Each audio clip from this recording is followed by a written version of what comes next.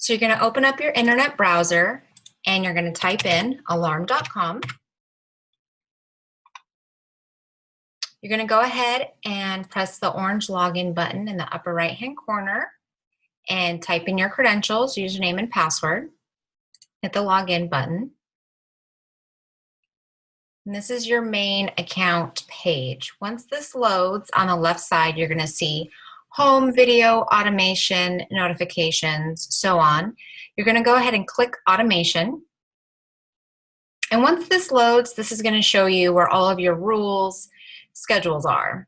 So you're going to go ahead and scroll down until you see your video cameras, the rules that you have set for recording. Bear with me on my account. I have quite a few other automation pieces.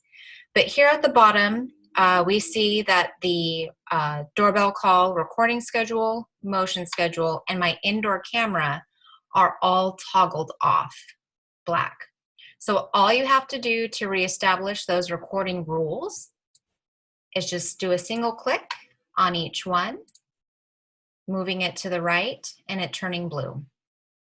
And that's literally all it takes in order for you to reestablish the recording schedule for those cameras.